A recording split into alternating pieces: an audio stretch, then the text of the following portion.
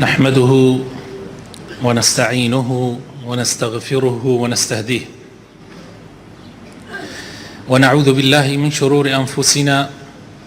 ومن سيئات أعمالنا. من يهده الله فلا مضل له ومن يضلل فلا هادي له،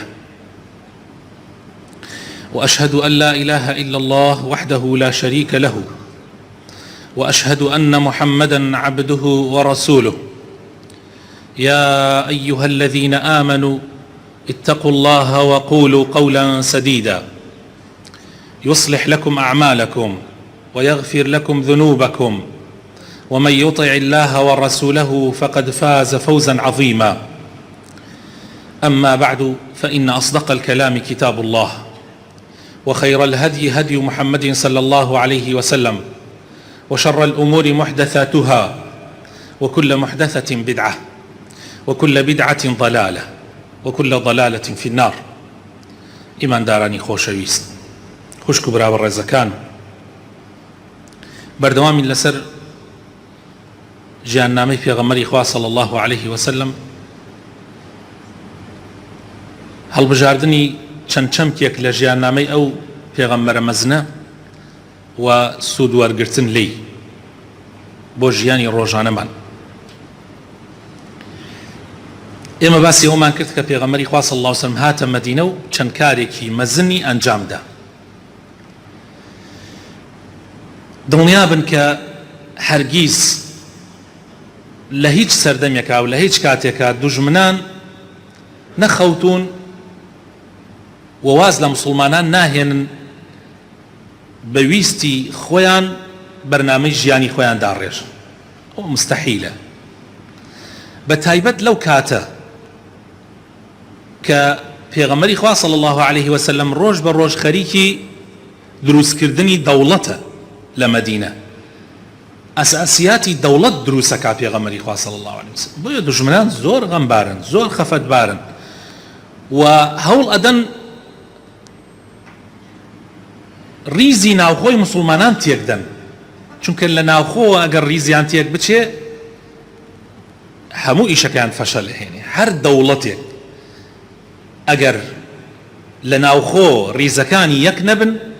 دەوڵەتێکی فاشیلە. جوولەکە بە تایبەتی دوژمنی ناوخۆ بوو لە مەدینە و هەوڵێدا زۆر لە ناوخۆ وەزعی مسلمانان تێک بدە. بۆیە تەماشاکەن خۆشەویستەکانم، کابرایەکیان یەکێ لە گەورەکانیان کە شاسی کوڕی قەیسی یەهودی بووە، ئیمامی تەبەری بۆمانەگەڕێتەوە ئەڵێ کابرایەکی زۆر بێدین بوو، زۆر کافر بوو و زۆر دژایەتی مسلمانان نیشیە کرد. ئەم کابرایە ڕۆژێک تێپەڕ بوو بەلای کۆمەڵێک لە مسلمانانە تەماشای کرد ئەو دوو عەشرەتەی کە پێش چەند ساڵێک بەر لە هاتنی پێغەمبەری خوا صلی الله عليه وسلم خوێنی یەکیان ئەڕێژ. 100 ساڵ بوو جوولەکە لە بەینیانە بوو بۆ تێکدانی نێوانیان. هەرچی جەنگاوەر و پیاوی لێ هاتوو هەیە لە نێوانیانە کوژرا. وا ئێستا محەممەد بەم دینە تازەیە جارێکی تر هەمویانی خستە یەک و ریزیانی کرد بە یەک ریز. زۆر بێتاقەت بوو لەمە. یەکێک لە گەنجەکانیان هان ئەدا و هەندێ شعری فێر ئەکا، بە تایبەت ئەو شیعرانەی کە لەو کاتەیە لە کاتی جەنگی نێوانی ئەو دوو عەشرەتە لە عەرەب وتراوە لە کاتی جەنگەکانە، بە تایبەتی ڕۆژی بوعاث کە ڕۆژێک بوو جەنگێکی زۆر خوێناوی لە نێوانی ئەوس و خەزرەجا ڕوویدا بوو کە بە سەرکەوتنی ئەوس کۆتایی پێهات بوو. باسی ئەو کاتەی هەڵەدایەوە، شەڕی نێوانی ئەوس و خەزرەج لە ڕۆژی بوعاث. هانی داوتی بڕۆ نێوانیان و هەوڵ دە نێوانیان تێکدا. ئەمیش چوو لە کاتی دانیشتن و دەمەتەقێکردن و ئەمانە هەندێ لەو شیعرانەی وت حەماسەتی خەزرەجیەکان هەڵسا کە لەو شەڕە ئەوان دۆڕابوون و یەکسەر دەستیان کرد بە قسەکردن و ئیتر وەکو چۆن بڵێ حمیەی جاهیلیەت، گەرمی نەفامی لەگەڵ ناوهێنانی عەشرەتە لە مێشکی ئینسانە سەر هەڵەداتەوە. هەر باس عشرەت کرا ئەمان دەستیان کردە وەسفدانەوەی خۆیان ئەوانیش دەستیان کردە وەسفدانەوەی خۆیان و پیاوەکانیان کە لەو جەنگانە کوژراون یەکسەر هەردوو لا پەلاماری چەکیاندا و داوای چەکیان کرد. یعنی لەوەیە بوو شەڕ جارێکی تر دەست پێ بکاتەوە لە بینی ئەم دوو عەشرەتە کە ئێستا زۆرینەیان موسڵمانن. یەکسەر یەکێکی عاقڵیان خەبەر ئەگەێنێتە پێغەمبەری خوا صلی الله عليه وسلم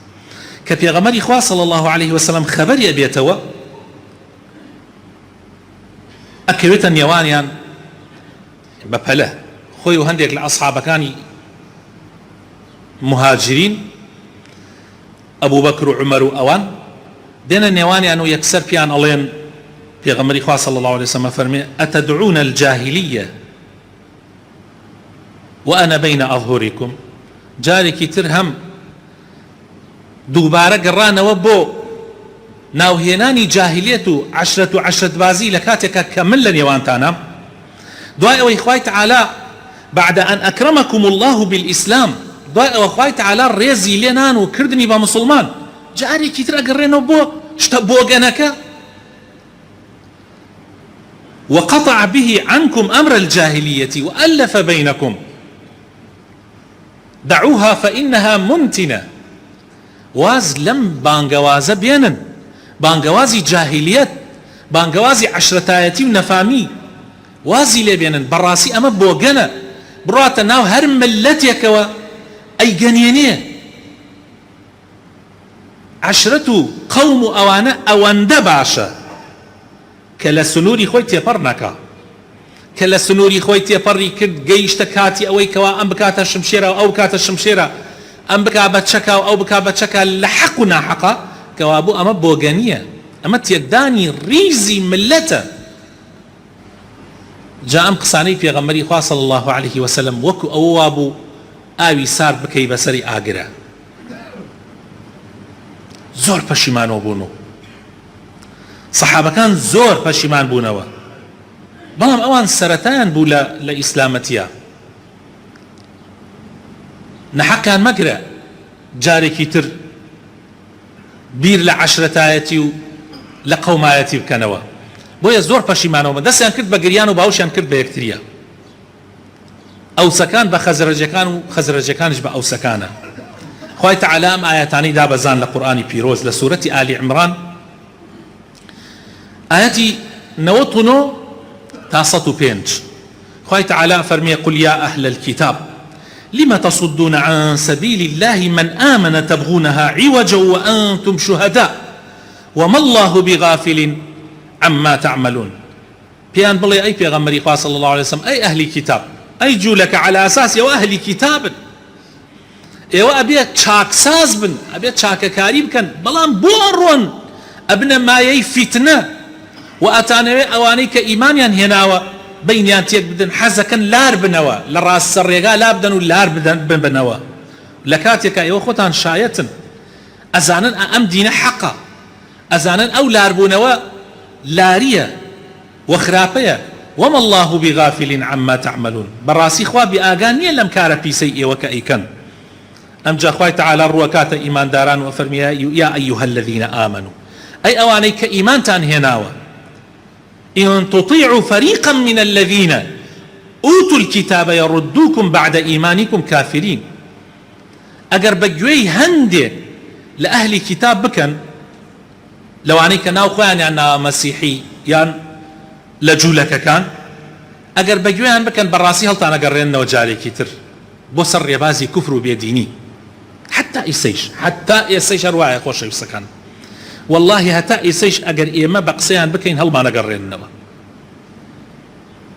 وكيف تكفرون وأنتم تتلى عليكم آيات الله وفيكم رسوله ومن يعتصم بالله فقد هدي إلى صراط مستقيم.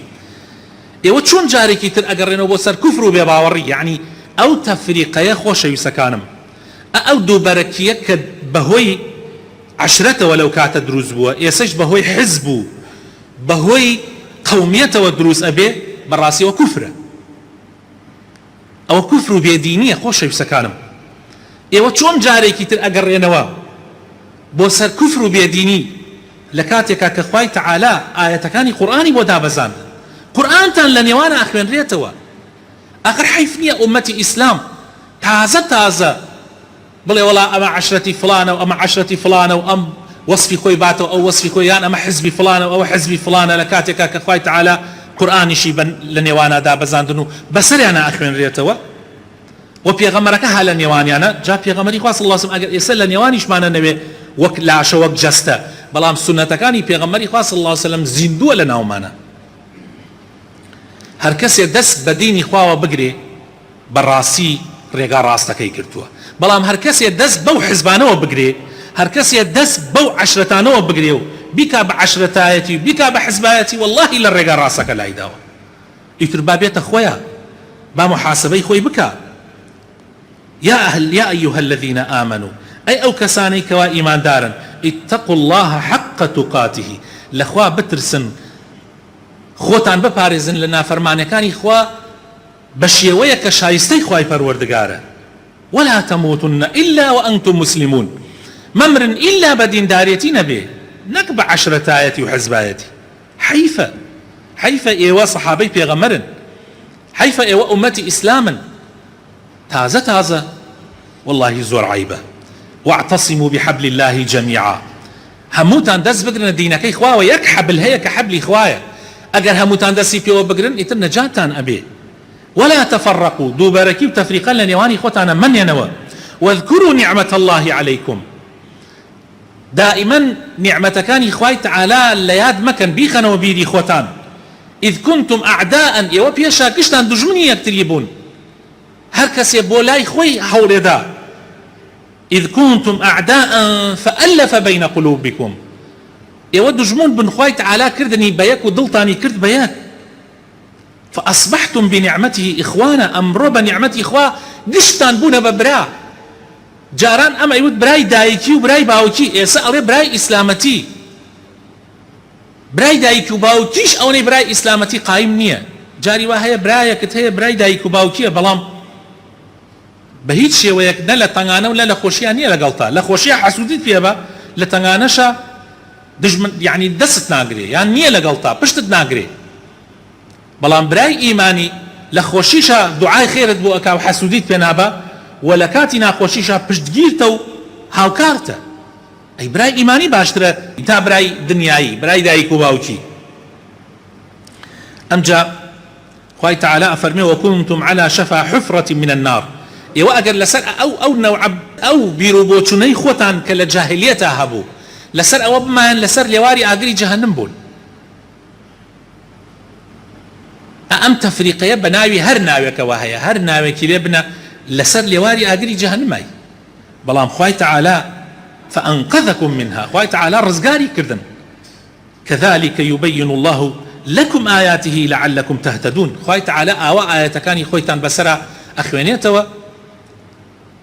بۆتانی ڕوون ئەکاتەوە تاوەکو ڕێگای ڕاستەقینە ڕێگای هیدایەت بگرنە بەر با ئومەتێکتان هەبێ لتكن ولتكن منكم أمة يدعون إلى الخير ويأمرون بالمعروف وينهون عن المنكر وأولئك هم المفلحون بعد دائم أمتك تانتيابي خلقانك تانتيابي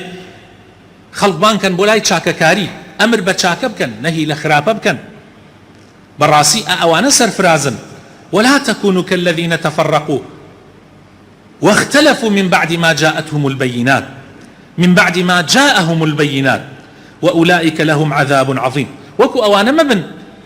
كخوا آياتكاني توراتي بودا بزاندن آياتكاني خوي بودا بزاندن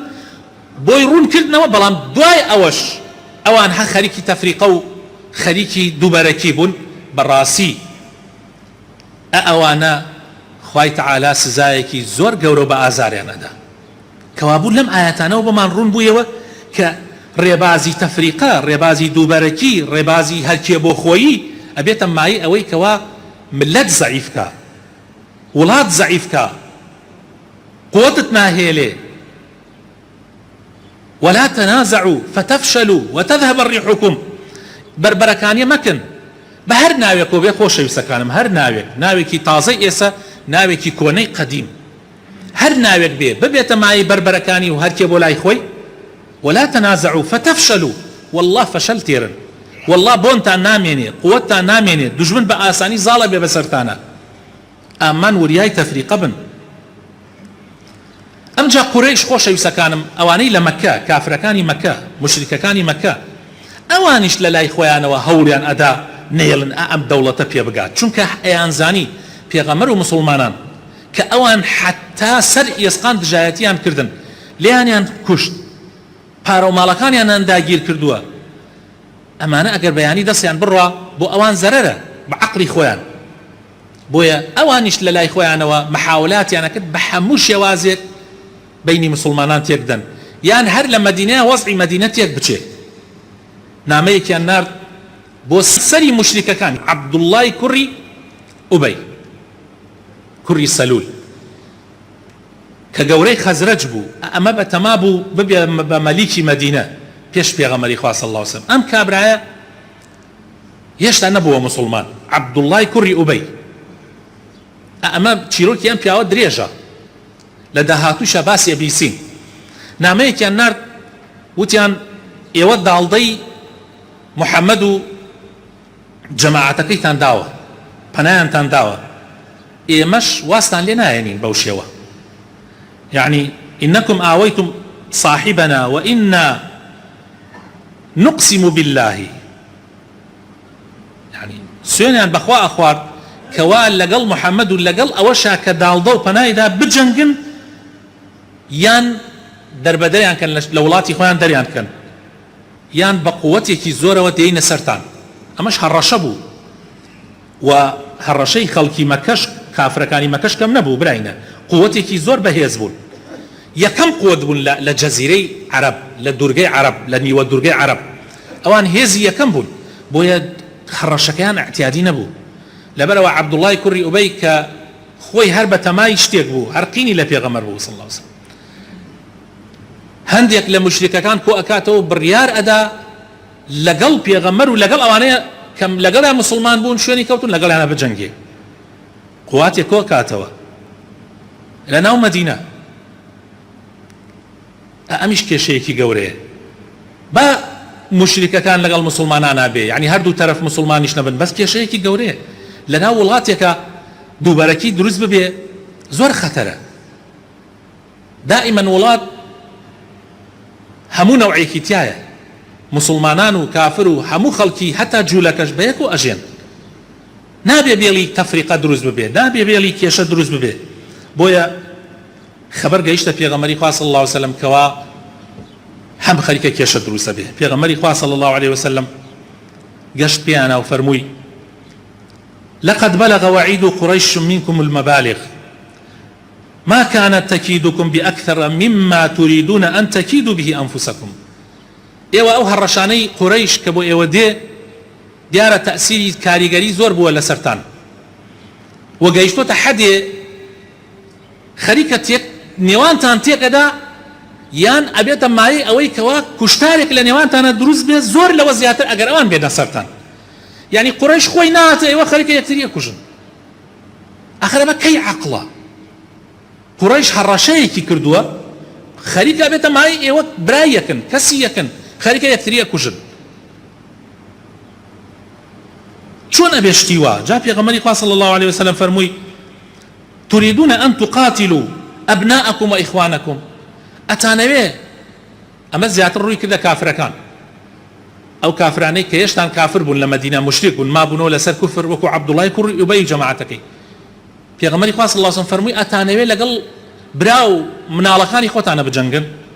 آخر شتي وات شو نبي أجر إيوا عقلتان هبي هالرشاء وان قرب بهستان كا إيوا بكا بيك نوك إيوا التفريق بخاتن يوان تانو يكتري بكوجن ئەمەش بووە مای ئەوەی کەوا هەم دڵساردی ڕووبدا و لەخوا بەزیاو بێ جەنگ ڕووی نەدا لە هەموو حاڵەتێکە لەم حاڵەتانە پێغەمبەری خوا صلی الله علیه وسلم ئەگەیشتە فریای وەزعەکە و نەی ئەیەڵا کوشتار ببێ و جەنگ ببێ و پیاوی عاقڵی مسلمانش ئەبێ ئاوا بێ خۆشەویستەکانم لە پێغەمبەرەکەیەوە دەرس زۆر بگرێ ئێستا ئێمە لە ناو خۆمانە تەماشاکەن خۆشەویستەکانم ئێمەی على أساس أهلي التزام أهلي نوێژ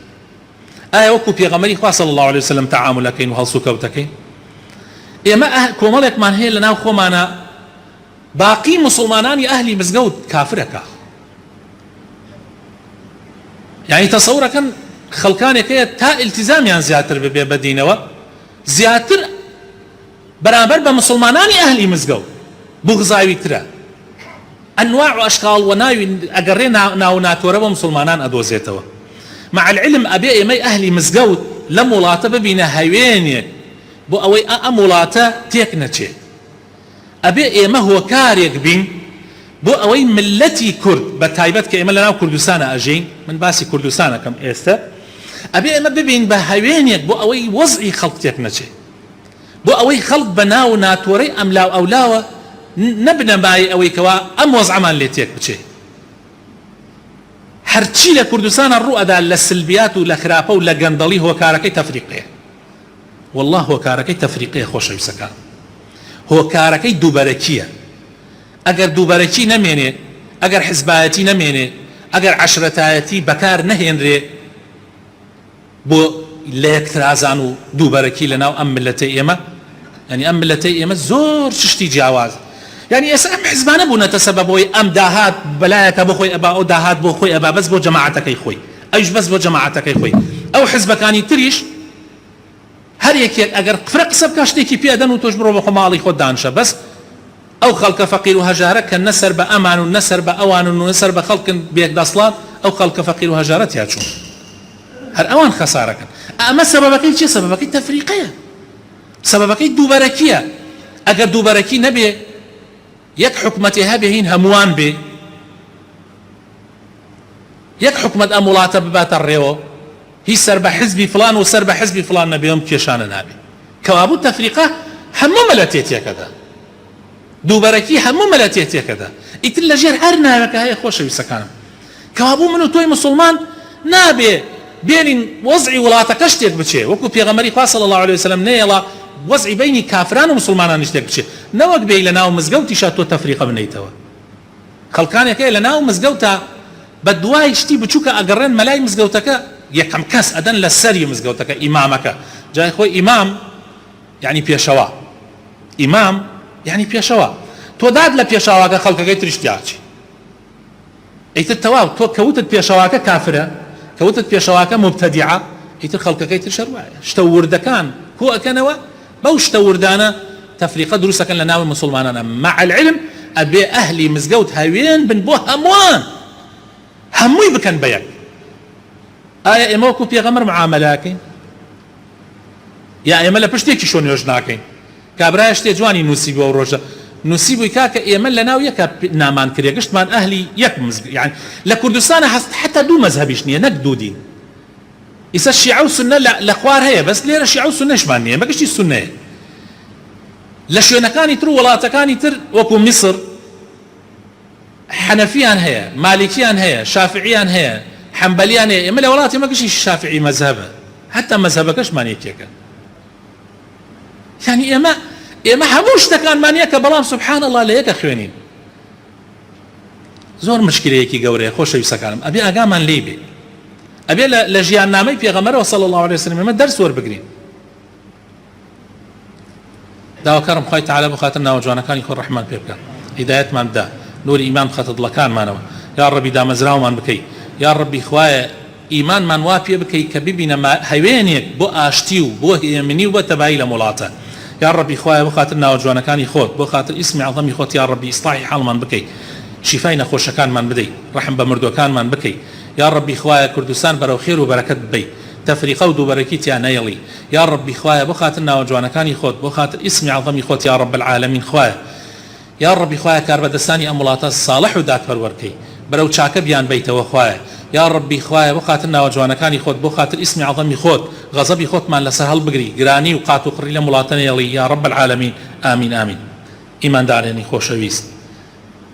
ئێمە لە هەفتەی پێشوە باسی ئادابی نەخۆشمان دەست پێ کرد باسی خاڵی یەکەممان کرد کەوا ئەگەر تۆ چووی بۆ ماڵێک نەخۆشیان هەبوو ئەبێ ئەوە نەدانشی کە پێویست بێ یعنی دەدەقە چارەکێک کەمتر ئەگەر پێویستی کرد نەڕۆی دانشی دەمەتەقێ دەست پێ بکەی نەڕۆی دانشی سعات و دوو سعات ئازاری ئەو نەخۆشە بدەیت چونکە ئەو نەخۆشە پێویستی بە ئیسراحەتە پێویستی بە هەڵسوکەوتە تۆ نابێت ببیتە سەبەبی ئەوەی کەوا ئیسراحەت لەو ماڵەتێک بدەیت إلا مەگەر نەخۆشەکە خۆی زۆر ئیلحاح بکە و پێویستی بە تۆ بێ ئەویش هەر ماوەی جارێک هەوڵدە داوا بکە بڵێ ئیزم بدەن با بڕۆم چونکە لەوانەیە ئەوەنە پێویستی پێدە دەداقەت و نەک سەعاتێ 2 سەعات دانشی. خاڵی دووەم خۆشەویستەکانم پێغەمبەری خوا صلی الله عليه وسلم کاتێک چووە بۆ لای نەخۆش پرسیاری حاڵی کردە پرسیاری حاڵی نەخۆشەکەی کردووە فەرمێتی حاڵت چۆنە کابرای نەخۆشیش وتێتی الحمد لله یان وتێتی مثلا ئازارم هەیە پێغەمبەری خوا صلی الله عليه وسلم فەرمێتی لا بأس طهور إن شاء الله إن شاء الله ئەمە ئەبێتە کەفارەتی گوناحەکانت خوای تعالی ئەم نەخۆشیە کاتە کەفارەتی گوناحەکانت قسەی باشی بۆ بکە نەسیحەتی بکە ئامۆژگاری بکە دڵی بەرەوە باسی ئەوەنەی کە مەجالت هەیە و ئەوەنەیش کە ئەو گوێ ئەگرێ باسی خەڵکی تری بۆ بکە نەخۆش بوون و الحەمد لله ئیسە چاک بوون خەڵکانێک هەبوون دکتۆر پیانی و تۆ بڕۆن ئیتر ئەمە زۆری نەماوە بەڵام چەندین ساڵە ئەژێن و الحەمد لله خوای تعالی ڕەحمی پیان کردو بۆیە نەخۆشی ڕاستە سەبەبە بۆ مردن بەس مەرج نییە ئینسان بە نەخۆشی بمرێ لەوانەیە نەخۆشی ئینسان نەکوژێ وخوای تعالی شیفای بدا و نەجاتیشی ببێ هیچ نەخۆشیەکیش نییە چارەسەری نەبێ هیچ نەخۆشیەک نییە شیفای نەبێ ئللا مردن نەبێ پێغەمبەر فەرمێ صلی الله عليه وسلم ئەمجا دوعای خێری بۆ بکەی ئەو دوعایانە کە لە سونەتی پێغەمبەر هاتووە پێغەمبەری خوا صلی الله عليه وسلم دەستی خستۆتە سەر شوێنی ئازاری نەخۆشەکە یان دەست بخەیتە سەر سەری دوعای بۆ بکەی بڵێ ئەگەر بۆت کرا و زانیت ئەم دوعایە بخوێنی بە کوردی بێیان بە عەرەبی بڵێ اللهم رب البأس اذهب البأس واشفي أنت الشافي لا شفاء إلا شفاءك شفاء لا يغادر سقما أي پروردگار أي أو پروردگاری کە تۆ پروردگاری هەموو شتێکی حتى پروردگاری ئەم نەخۆشیەیەکیش یا ربی خوایە شیفای ئەم نەخۆشە بدەی شیفایەک کە هیچ ئازار و نەخۆشیەک لە گیانی ئەم کەسەیان نەیەڵی یا رب العالمین ئەم دوعایە و چەندین دوعای تریش لە سونەتی پێغەمبەر هاتووە صلی الله عليه وسلم تۆ بە کوردی بیڵێ دوعای خێری بۆ بکە لەوانەیە دوعای تۆ ببێتە شیفایە بۆ ئەو بەکەمی مەزانە پێغەمبەری خوا صلی الله عليه وسلم فەرمێ دوعای ئیماندار بۆ برای ئیمانداری گیراوە بە تایبەتی لە پاشە ملە تۆ دەسەخەیتە سەر ئازارەکەی و لەبەری خۆتۆ دوعایە ئەم دوعایە بخوێنی یان ئەشتوانی بۆ دەنگی بەرزیش بەس لەبەری خۆتۆ بیخوێنی باشترە ئەمە سنەتی پێغەمبەر صلی الله عليه وسلم جا ضرورە ئێمە کە چوین پرسیاری حاڵی بکەین دوعای خێری بۆ بکەین ئەگەر بۆمان کرا ئامۆژگاری بکەین لەسەر ئەوەی سەبر بگرێ ئین شاء الله مەرجنی ئەم نەخۆشیە هین بێ لەوانەیە ئەم نەخۆشیە مدەتێک بێ و لەوەدا خوا ئیمتیحانی ئینسانی پێ بکا و بیکاتە کەفارەتی گوناحەکانی لەوەدا خوای تعالی ئەم بارەت لەسەر لابە و دوعای بۆ بکەین ان شاء الله تعالی